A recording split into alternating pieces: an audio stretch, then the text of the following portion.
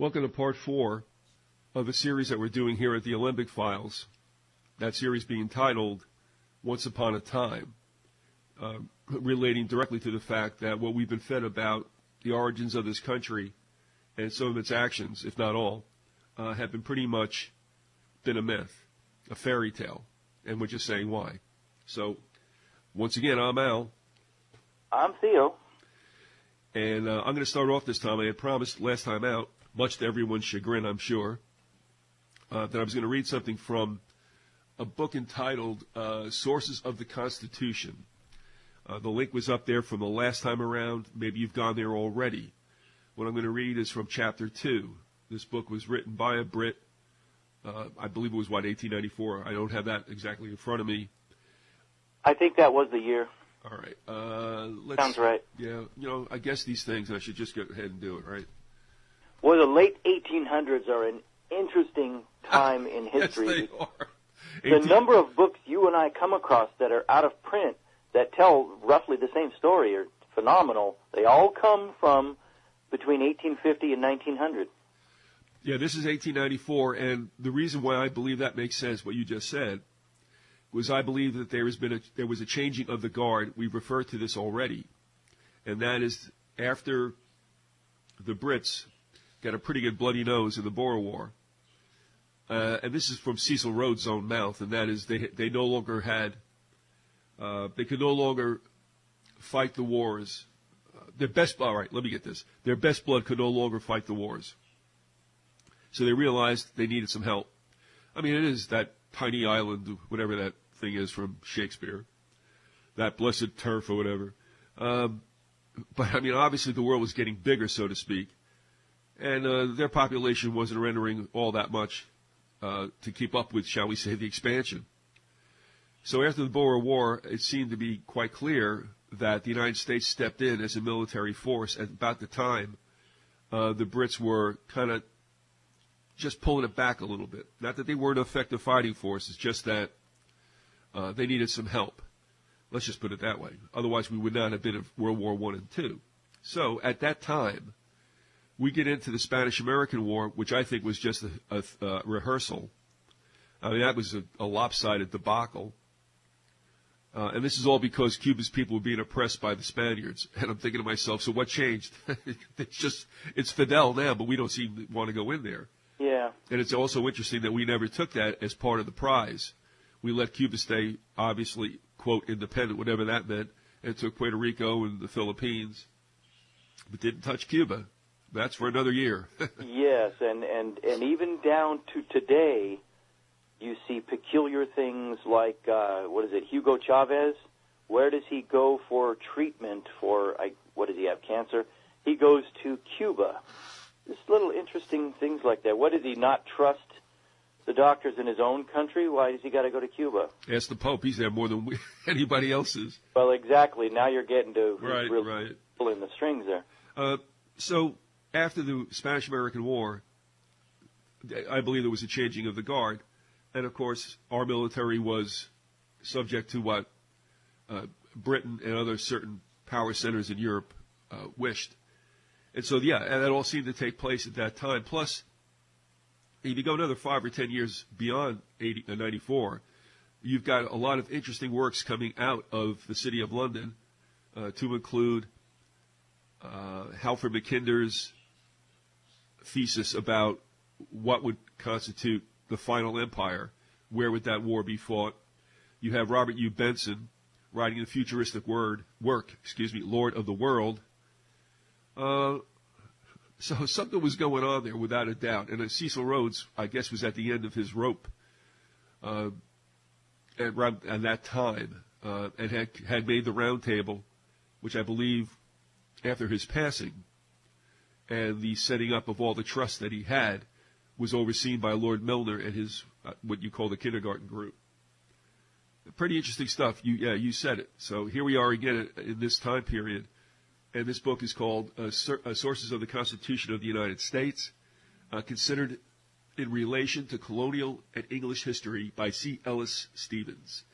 That book can still be had. It's very scarce out there. I don't know why you would want to necessarily avail yourself of that unless you have untold wealth. but you can read it here online. And this is from Chapter 2. This refers to what I think Americans overlook with a certain verb that's used in relation to the Constitution, that the founding fathers, the framers, adopted the Constitution. The word adopted is always used with the Constitution. But people don't think about what that means. Adopted obviously means you are taking something that was not yours to begin with. All right, and I'll just pick it up here in Chapter 2. Sir Henry Maine touches the same point, and this is a quote. The Constitution of the United States is colored throughout by political ideas of British origin, and it is in reality a version of the British Constitution as it must have presented itself to an observer in the second half of the last century. The last century would obviously be the 1700s. And again, a quote, the Constitution of the United States is a modified version of the British Constitution, but the British Constitution which served as its original was that which was in existence between 1760 and 1787. The modifications introduced were those and those only which were suggested by the new circumstances of the American colonies now become independent. I don't know that I'm not trying to cherry pick as I go through this. I don't know if I want to continue reading everything, but this is at the end of Chapter 2 of that book. And let me just skip around. All right, we deal with the fact that not much was said to this very day, that the Constitution was borrowed heavily upon the British Constitution. Everybody thinks that those framers went down here and knocked out a document in 3 days. They did not do that, not from scratch.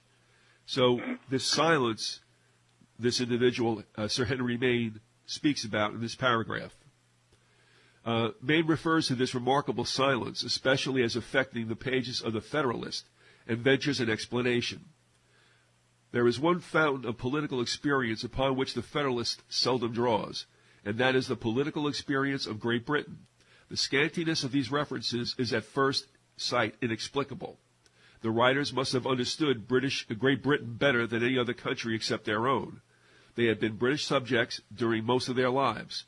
They had scarcely yet ceased to breathe the atmosphere of the British Parliament and to draw the strength from its characteristic disturbances, which we're all familiar with. Then it skips. It says, on the whole, it cannot be suspected that the fewness of the appeals to British historical examples had its cause in their unpopularity. The object of Madison, Hamilton, and Jay was to persuade their countrymen, and the appeal to British experience would only have provoked prejudice and repulsion. So it's my understanding in that last line. Let's just hear that one more time, right? Madison, Hamilton, and Jay, their object was to persuade their countrymen, and the appeal to British experience would only have provoked prejudice and repulsion. In other words, if the new citizens of the several states, now known as the United States of America, realized that their Constitution was based heavily upon the Brits, they would not be happy people. You have any take on that from what you've heard so far? No, it's just completely in concurrence with what Montgomery writes. And also, speaking of Hamilton, I give you a quote that I'm looking at that's kind of related from Montgomery. First, he starts off talking about why we had to have the national bank. This is, of course, linked to that. And France knew it was coming, and France made sure that when they loaned the United States money that they had their guarantee. And even in the loaning, through the House of Rothschilds located in France, there was kind of a competition as to who was going to exact more taxes, more usury from the New World, the new United States, whether it be France or England. But anyway, speaking of the National Bank, Montgomery writes, this is the foothold Hamilton had over Washington during the debate on whether or not to allow the banking families to incorporate in the U.S. and float this country's debt. And then, a couple of sentences later, Montgomery writes, the king always intended to retain his minerals and money. And now here is the line that really links it to what I think you just read. He says, and the king knew that his barristers would retain his land under the corporate trust. The king put it in charge of some very select, probably high-degree Freemason barristers. In other words, lawyers. It was a backdoor deal between lawyers, secret societal lawyers, that exacted this deal, and they borrowed it, as you just indicated, from the British Constitution. Yeah, and I'll seal it up with this. Again, we're not cherry picking, but it's all there to be read if you so wish to. It says a distinction is important to remember, that the American Constitution, though reflecting a contemporaneous stage, was not a mere imitation of the Constitution of the motherland, but a historical development from it. Its similarity to its prototype resulted not from any copying process first undertaken in the convention at Philadelphia. Now, that doesn't mean there wasn't a copying process. It just stated that it didn't result alone from whatever copying process was undertaken at the convention. That's what we're saying. I mean, obviously, if you're going to borrow, you're going to copy from it. But they're saying this wasn't necessarily just a straight template job. Yeah. Moving on, it says, rather was a reaffirmation of principles already American by hereditary usage or long-established custom. The earliest attempt at a national constitution, that of the Confederation, had been a failure precisely as to the points in which it departed from these principles. And the present Constitution was a return to a system from which the colonies themselves had never departed. Hamilton, Madison, Jay, and others had no need to argue for the adoption of English constitutional usage as such to a people who were already accustomed to it from their own, acquired habit. Even the members of the convention, though consciously taking much from the old system, were doubtless incompletely aware of the extent to which they themselves were influenced by their training under such institutions. And then finally, the establishment of a permanent constitution of any other than an English character would probably have been an impossibility. This is sufficient to account for relative silence as to sources at the time and ever since. Americans then regarded and still regard their constitutional principles as essentially their own, English constitutional principles having become American constitutional principles. The long and short of it is, we got an English Constitution. Deal with it. And Yeah, and I mean, our law is based pretty much on English law as well. So it's not really that big an aha. But we are led to believe that this Constitution was 100% new, borrowed from nothing, and it all came out of the heads of the framers in 3 days down in Philadelphia. Yeah, how about these patriot idiots today who say bring back the Constitution, and they typically point to things, and rightfully so, but they point to things like the Patriot Act, the American version of the Enabling Act, and they say how fraudulent it was that it's claimed the Patriot Act was written in a few days. And they're right, but they don't realize that their beloved Constitution, the same trick was played with that. It wasn't written in a few days. No. It was borrowed. They had it ready all along in the British form earlier on. I would trust this anecdote from a person I had dealings with for quite some time. He worked or still works for I don't want to say too much about it. I'll just say he works for a firm in Chicago, quite well known in its field. And he had said that in the mid-'90s, they had a number of personnel from the Rand Corporation in-house. And he remembers them openly talking about the fact that they had drafted the Patriot Act. Oh, wow. And the Rand Corporation is a very interesting think tank. That's another thing. How many think tanks, foundations do we need in the United States? I mean, I cannot believe every time something comes out about a poll or something, or a white paper or a position paper, I never come to an end of hearing about new foundations, and it's like, who pays these people? Who are these people? You know, it's just amazing to me. You know, it's like the foundation for the almost all right and the foundation for the hard to believe. And jeez, seems like they're just another form of semi-secret society. Well, you got to wonder what their purpose is. Are part of them just kind of like vestigial pimples on the butt of America? Or are they, I mean, there's no doubt Rockefeller Foundation has done quite a bit, and Carnegie as well, and Ford. But some of these other, like the Hudson Group or whatever. It's Hoover, Brookings Institute, all Hoover, of them. Brookings, another two big ones, yeah. University of Chicago, there you go. And what do they, when you think about it, they're like Hollywood movie producers. In the end of the day, what do they produce? Nothing. They don't produce any food. They don't produce any power. They don't produce, actually, they don't fix anything. They produce paper. Well, they may do something that's even more important, but less... Words on paper. Well, I was going to say less tangible to people because it is a psychological manipulation. They may create attitudes. They may create certain memes that are out there that help with the whole shaping of wherever this country is going, and it certainly isn't good. Yeah. And there may be some that, well, I mean, there may be some that are very well-meaning, but I have a, you know, at the end of the day, why do we need you? I mean, what was government supposed to do? So, exactly, yeah. All right. So there's the story about the adoption of the Constitution, and it wasn't just an original docu from the framers. Now, the other thing is they whack the Articles of Confederation. Now, I'm not saying those things were perfect. I'm not saying they should have lasted forever. No problem there. The problem I have is that these unelected individuals went down to Philadelphia to decide probably the most critical element in the formation and continuation of this country. And they lied. And they lied. They did it under the auspices of tweaking the articles, and they came out and they threw the articles in the gutter.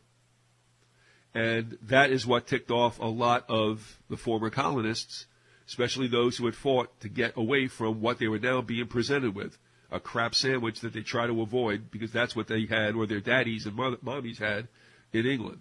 When you got to meet in secret like that, it's not a good thing. No, no, it isn't. So, but of course now it's interesting too because in the era now of terrorism, everything the government does, it does in secret or behind closed doors, or it's top secret because, well, you know, it's national security. Everything's national security. You know, the price of corn is national security. Sure, yeah. So, all right, there's now I'm going to throw it to you because you also had some salient quotes about not only the Constitution but some of the characters that were involved in it.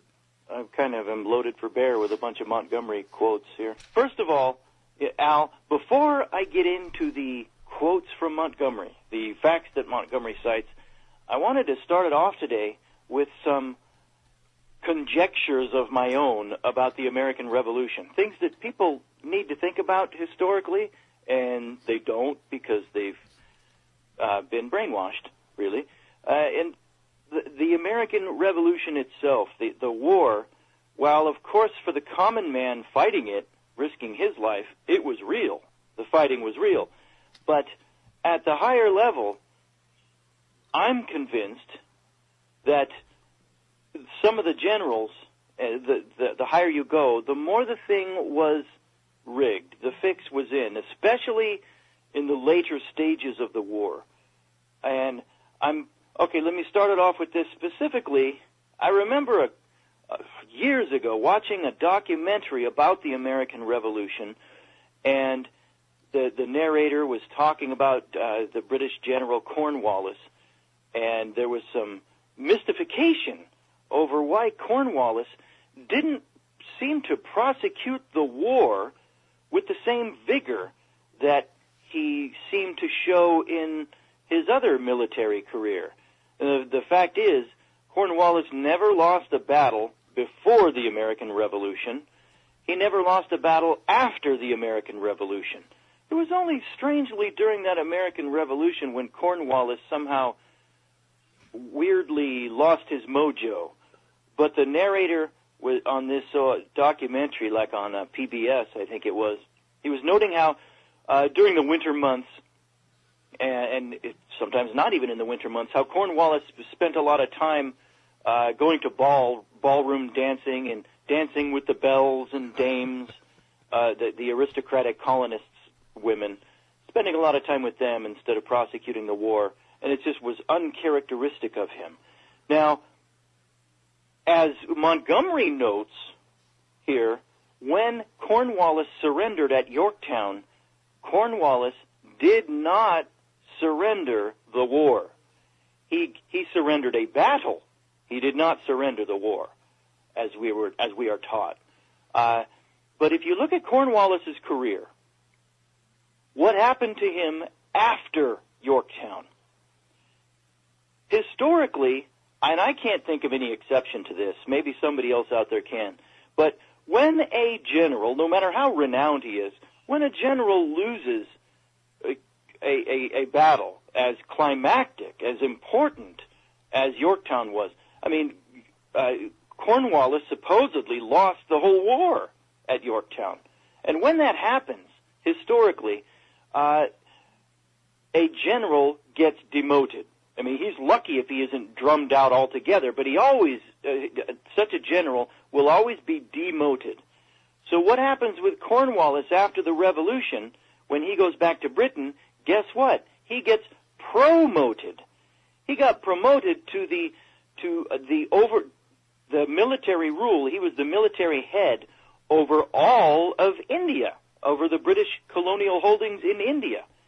Now, if the American Revolution, as it happened, as we were taught, if that was legit, there's no way that King George is going to entrust Cornwallis to go and lose India just like he supposedly lost America. No. But he did it. King George gave the military control over India to Cornwallis. And, well, guess what Cornwallis did in India? He resumed his butt-kicking ways and never lost another battle.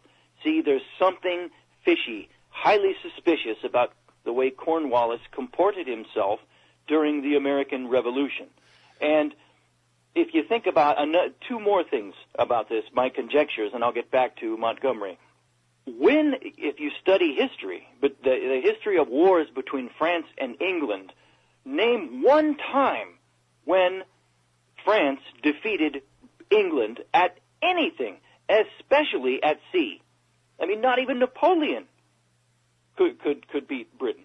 That just didn't happen.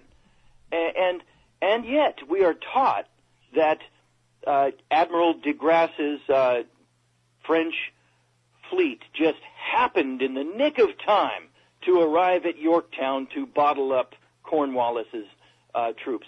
Baloney. I mean, first, the timing is suspicious. The fact that it's the only time in history we can point to the French Navy doing anything to defeat the British is suspicious again. All right? And then the final thing I will say, as much for my own conjectures. Who did Washington defeat at, what was it, Saratoga? So Washington's main, when he crossed the Potomac and gained his victory then, what forces did he defeat? Did he defeat British troops? No. Wait, hold on a second. You got two things going on here. Yeah. Are we talking about Saratoga? Yeah. All right, let's remember We're that's shifting battles, but okay, here's what I'm getting at. Many of the troops over here, as we remember, many of the British troops over here were not British. They were Hessians. They were foreign mercenaries. Now, if the American colonies were so important to Britain, which they were, then why in the world, and if the fighting was legit, and Britain really wanted to win this war, why in the world would Britain send trust their victory to foreign troops rather than British troops? That's another suspicious thing. It seems to me that the upper echelon of Britain knew that the fix was in, but they had to put on the show that the fighting was real, and that there really was victory intended. And so they said, let's let the foreigners die. Why let our own guys die? Let's save them for the time when we really win the war. That's what's going on. Now, before I get to Montgomery stuff, I want any comment on that? Well, Those are just off the top of my head. I think we have to put ourselves in a different frame of mind, again, from what we have been brought up with, because you have people over here. I mean, most of the sentiment was not to go to war against Britain. So you have, obviously, you might have the old, fathers and sons and brothers and at odds about whether or not to join the revolution, to have a revolution. So you've got that going on, and everybody's kind of familiar with how small a percentage of, we'll just call them Americans, were willing to get entangled in the revolution. Okay, so you got that going on. It's really blood against blood. It's it's not like this whole nation was scrubbed clean of British influence, culture, politically, whatever. The other thing is that a lot of the major officers were brother Masons. Yeah. And I mean, it's been stated. I at this time I could not prove it with documentation, although I'm sure it's out there, at least enough that this has been floated past my eyes. And that is, I wouldn't be surprised if, in fact, if two of them got together and said, look, we don't have to do this duke out. We can just walk on by. You go on that side of the hedge, we'll go on this side of the hedge, and we never saw each other. I'm sure that took place. I'm not saying it's a bad thing either. I mean, you take a look, and one of the criticisms, I don't know if that's the right word for it, but one of the speculations or suspicions or whatever you want to call it, was the absence of numerous major battles for a war that took place, 9 years? Mm-hmm. So it's not trying to downgrade that. It's just a fact. I mean, let's take a look at the reality of the revolution, and let's remember also that you said they threw the Hessians over here. That's because the Brits were still entangled with intrigues on the European continent, France up front and center. So they kept, they kept their best for the fight closest to home, and took the Rennes soldiers and sent them over to the United States. So, yeah, there wasn't as much, I guess, of a natural desire for Rennes troops to fight as if they were the Crown's troops. Of course, those who fought here for the United States, that's a different deal. I mean, this is my home, and I'm fighting with tooth and nail. And there you have it also. You have a driven people who had nowhere else to go, backs against the wall. This is it. That fighting with that kind of resolve versus Rennes troops. So take that, take the Masonic situation, take the fact that we were still very much British, and you've got a war that's probably pretty unpopular and an antagonism to everybody. And so what did Britain do? They said, look, forget this, all right? And they went for the juggler. They were smart. They went for the money. Why fight this out when we can grab on the pipeline? Yeah. All right, thank you for that, and it's back to you. No better way to conduct such a secret society than have the leaders be in the same secret society and having taken sworn blood oaths of secrecy, and they can never tell what they've done, and they cut the deal. There can never be any real justice in a nation when you have secret societies. There never can. You silly boy. That's the way of the world. That's why you don't have any worthwhile governments. Yeah. Let me start with this Montgomery quote. He makes an excellent point here. All right. Talking about how if the king, even if King George wanted to give away his colony in 1783 at the Peace Treaty of Paris, he could not have. All right, here we go. No matter how it happens, Montgomery writes, the only way to change the corporate grantor, the corporation's soul, is for the king to be conquered or die. It would also be necessary for him to not have any heirs or successors. The king's charters and grants are forever, unless the king and his heirs and successors come to an end, one way or another. The crown, the heirs and successors are today alive and well. Therefore, their charters and grants that were not affected by the 1783 peace treaty are still in full force and effect. The only way the Americans could have really gained their independence would have been to invade Britain and kill the king and all of his heirs. That's it. That's the only way it could have been done. The king, and Montgomery goes into this elsewhere, because of the British law, the ancient law of mortmain, King George III did not even have the power to cede independence, true independence, to the United States. It never happened. It couldn't have happened. Okay, and up to there, we come to this by Montgomery, and this is why when you read the 1783 peace treaty, in which the supposed ruler, the Treaty of Paris, in which, the supposed loser, King George III, dictated the terms. This is why, if you read closely, King George granted his subjects, his former subjects, he granted them independence, but he didn't give them certain things. He didn't give away, for example, the land. He didn't give away any mineral rights. All right, this is another part. This is from the beginning of the chapter called Common Law versus Conquest, from the book America, or the United States is Still a British Colony by James Montgomery. This is chapter 5. He writes, and some of this I think he's drawing from Lysander Spooner as well. The forefathers that represented the states or colonies at the beginning of this country acted primarily for their interest, their own interest. This is brought out by Lysander Spooner in his paper, The Constitution of No Authority. The 1783 peace treaty ceded the land above ground to the states while reserving, through Article 6 of the 1783 treaty, his corporation. It kept the corporation, and it kept the corporations of his British subjects. If you will look at other charters, you will see, it's talking about, I think, the earlier state charters, or, I don't know which charters, put it that way. But Montgomery writes, if you will look at other charters that the king signed off on, you will see the king is very specific when he gives land by grant or charter to his subjects. Oh, I know what he's talking about. That would be when the king would give certain plots of land to certain noblemen, certain grants of land. Okay. Continuing with Montgomery. If the king had meant to give the minerals to the states, he would have said so very clearly in the 1783 peace treaty. The 1783 peace treaty is void of any such grant. The king did not relinquish his claim for his heirs and successors, nor could he.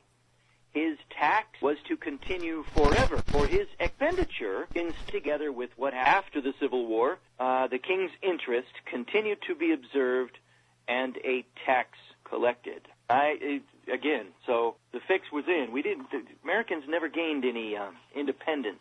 Well, just enough to make them think they were independent. That's all that matters. Well, they didn't gain any property rights. They were cut loose. Sure, you can do what you want, but I'm keeping the land, is what the king evidently said.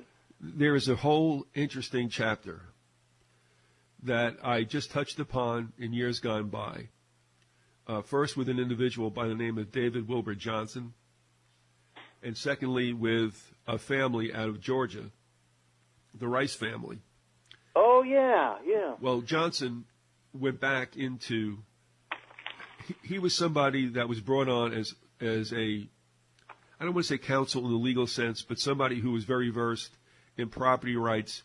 Some of the things that he shared with me when I did an interview with him years ago, and I think I have a couple of documents that he had sent me during that time. You go back to check things out. I mean, they go back right to the very first transaction, which in the Northeast, for instance, as he gave one of the examples, in New Rochelle, New York, in fact, what is now New Rochelle, they went back to the original sale, quote, sale, whatever that meant, between the native peoples and the Dutch. And what happened was, in going back to that original transaction, and again, like I said, this is way too labyrinthine to get involved with here, but because of what they found in that documentation, it actually prevented the building of a super mall in New Rochelle, New York, in the 20th century. The Rice family got involved with a property squabble. And this happens, well, it usually only happens in deed-restricted communities, as one of which they lived. And they got back to like dealing with paperwork and plots and all this stuff going back to the time of the Clays, the original Clay family. So descendants of which were in Georgia. I mean, it's crazy. And then they got somebody came in that was involved, and I'm telling you, I know this is scattered, but this is how crazy it is. They got involved with somebody there that was an emissary from the Netherlands. It was nuts. Let's not forget the Dutch were here too, right? But that's how strong that is.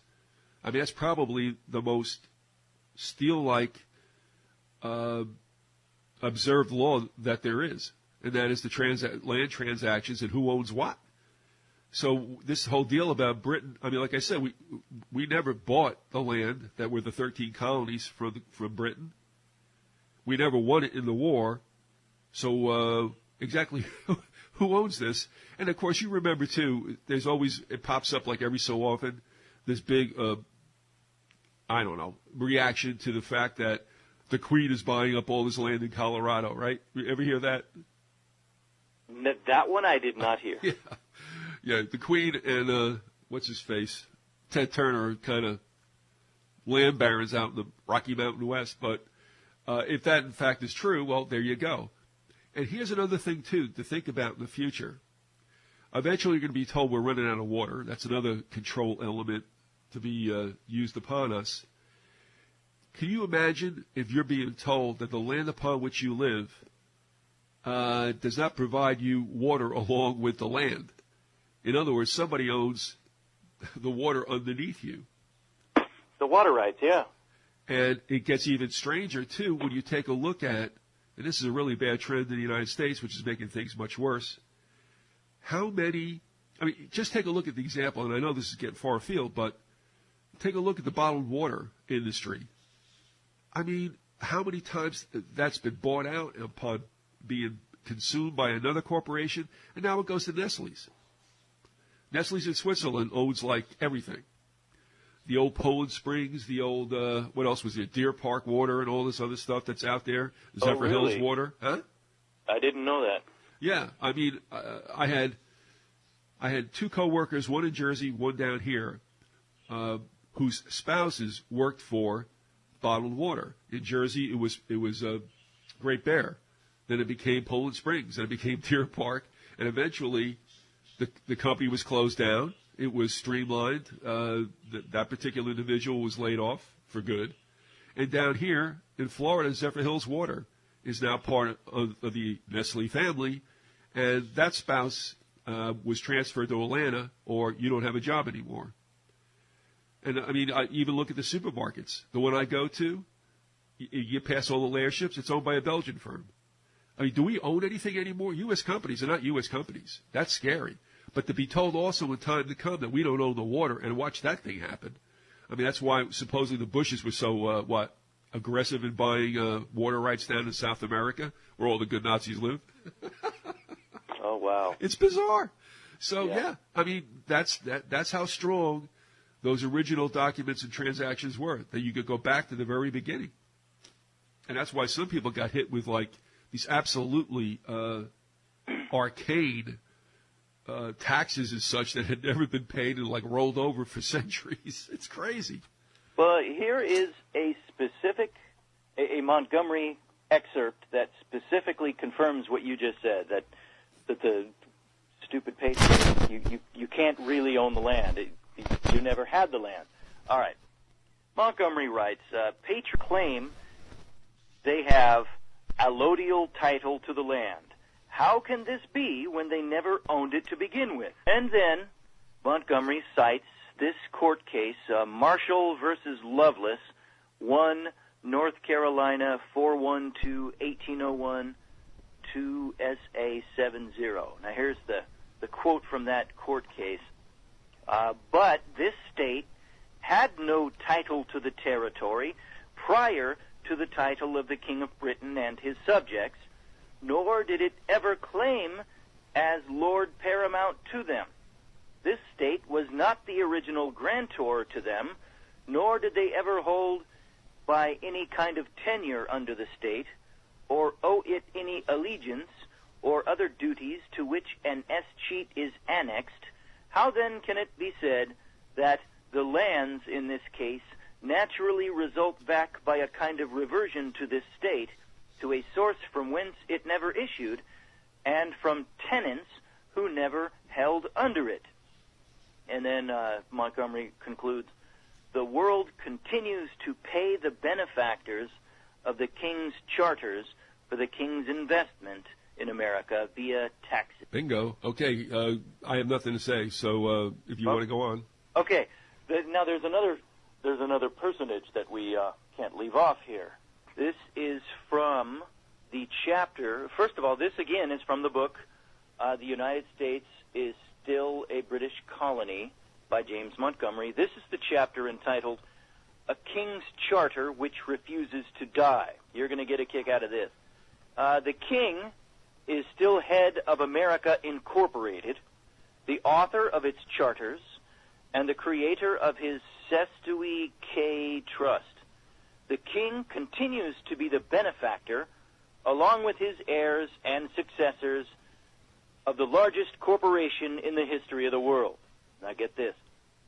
The Pope, as well, is co-benefactor with the king, thanks to the king's concessions of May 15th, 1213, to the Pope. What he's talking about there is, in 1213, King John of Britain at the time gave all of Britain over to the Pope at that time. And so that makes the Magna Carta, which was came along a year or two after that, made the Magna Carta not even worth the paper it was written on. Yeah, it vitiated it. Yep.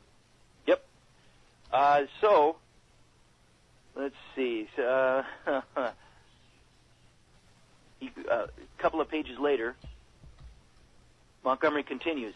Notice also, folks, this is just 1 year before the 1783 Treaty of Peace is signed. The King of France, backed by the Rothschilds, made sure his debt was protected before he signed on to the con of the millennium. The King of England's charter on one side, the French Rothschilds' debt obligations on the other, both vying for a piece of America. The King of England for his trust, and the Rothschilds for their corporate takeover and control of the King's trust, and the Pope as the main benefactor of both sides. The Pope remains even further in the background than the Rothschilds. However, he stands to gain no matter what happens. So this is kind of, you remember when you read Dark Union by Guttridge and the other professor? And Neff, yes. And Neff. They talked about intricate, secret banking deals underlying the Civil War in America that almost nobody knows about. But, of course, that old saying, follow the money. Everybody knows it's always about the money ultimately, but they don't take it, they don't do the homework and find out, really what history is about, what it tells us.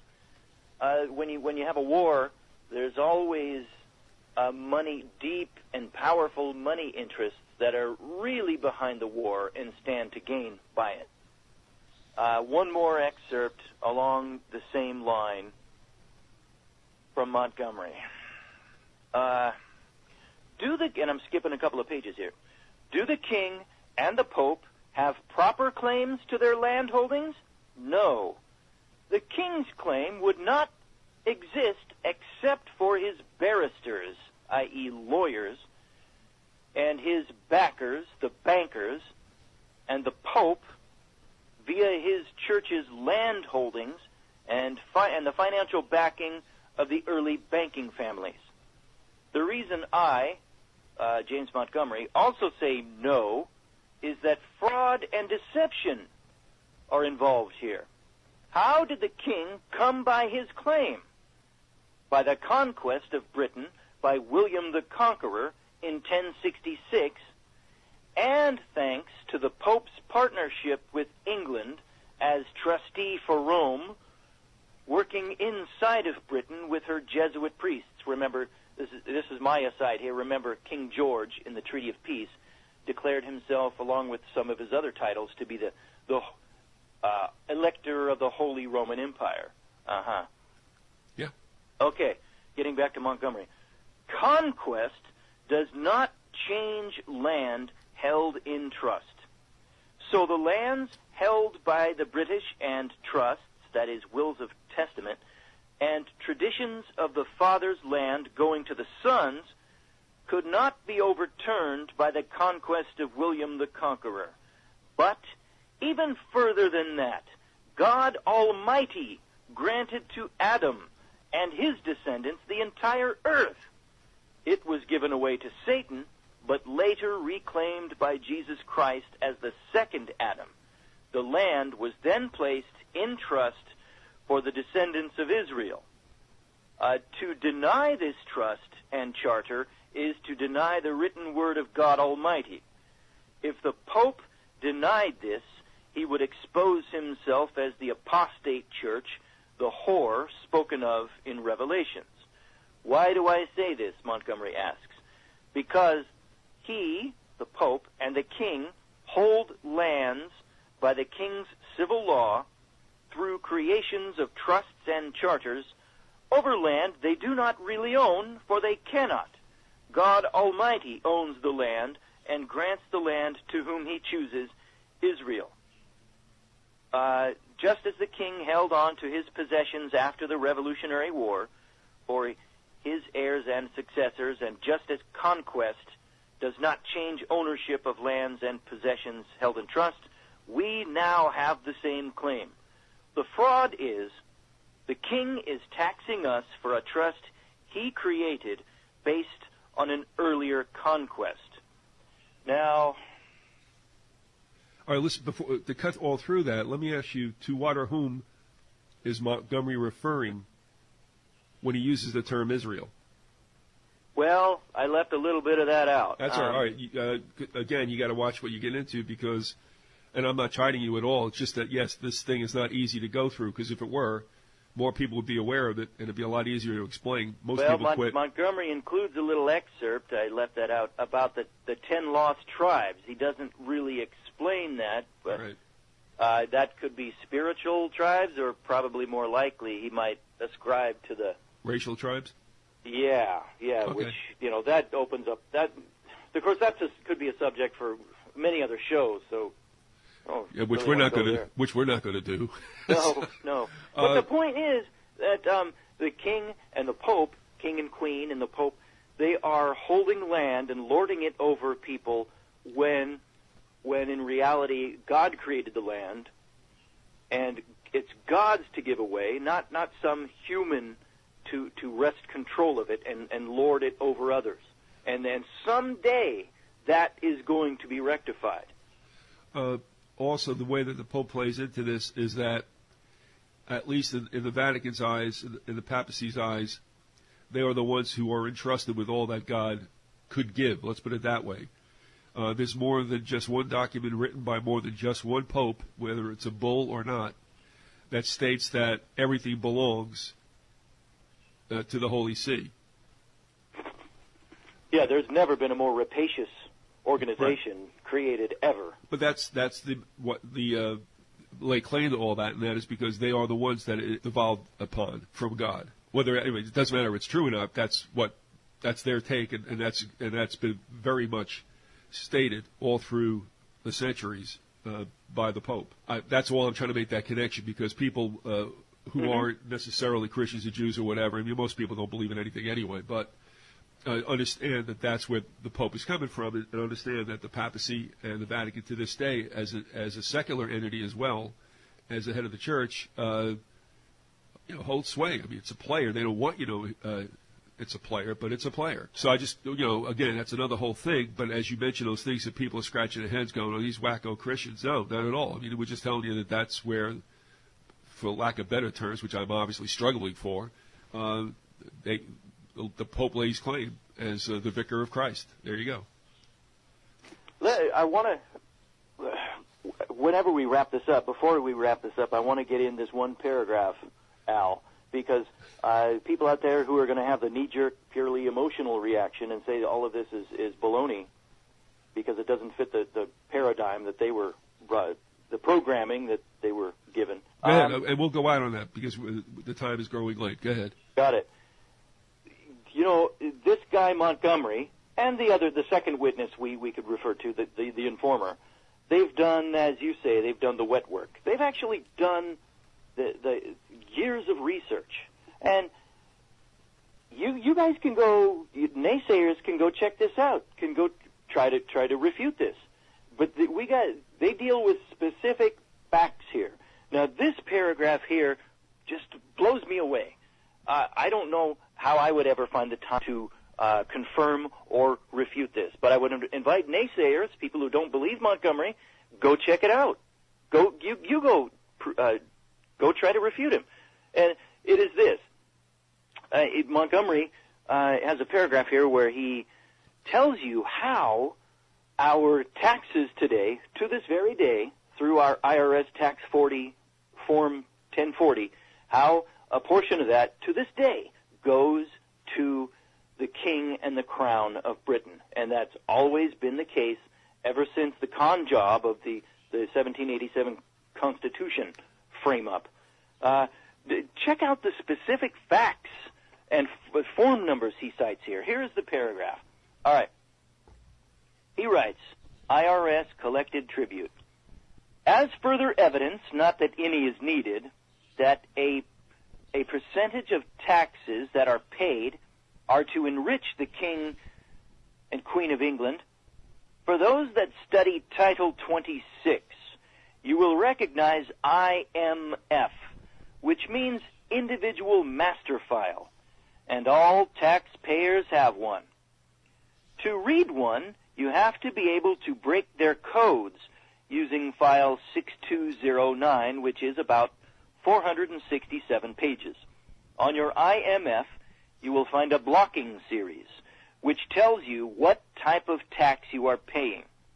You will probably find a 300-399 blocking series, which 6209 says is reserved. You then look up the BMF 300-399, which is the business master file in 6209. You would have seen prior to 1991, this was U.S./UK tax claims, non-refile DLN, meaning everyone is considered a business and involved in commerce, and you are being held liable for a tax via a treaty between the U.S. and the U.K. payable to the U.K. The form that is supposed to be used for this is Form 8288 FIRPTA, F-I-R-P-T-A, which stands for Foreign Investment Real Property Tax Account. You won't find many people using this form, just the 1040 form. The 8288 form can be found in the Law Enforcement Manual of the IRS Chapter 3. If you will check the OMB's paper, Office of Management and Budget, in the Department of Treasury, List of Active Information Collections, approved under Paperwork Reduction Act, you will find this form under OMB number 1545-0902, which says U.S. withholding tax return for dispositions by foreign persons of U.S. real property interests - statement of withholding on dispositions by foreign persons of U.S. Form number 8288, number 8288A. These codes have since been changed to read as follows: IMF 300-309, barred assessment CP55, generated valid for MFT-30, which is the code for the 1040 form. IMF 310-399 reserved. The BMF 300-309 reads the same as IMF 300-309. BMF 390-399 reads U.S./UK tax treaty claims. The long and short of it is nothing changed. The government just made it plainer. The 1040 is the payment of a foreign tax to the King and Queen of England. We have been in financial servitude since the Treaty of 1783. Right. And folks, you can say whatever you want about Montgomery, but you cannot say the guy didn't do his homework. All You right. try making sense of that labyrinth. You go check it out yourself.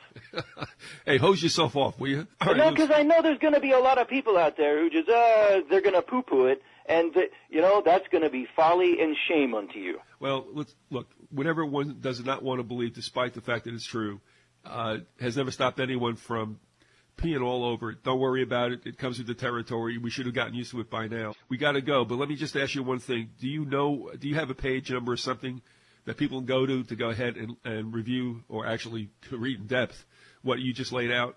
Yeah, okay. Yeah, got it. That is from, you go to find the book, America, or the United States is Still a British Colony, and you go to the chapter, A King's Charter Which Refuses to Die, and it's on page 1, 2, 3, 4. It's on page 4 of A King's Charter Which Refuses to Die. All right, look, we got to go, and we'll pick this up next.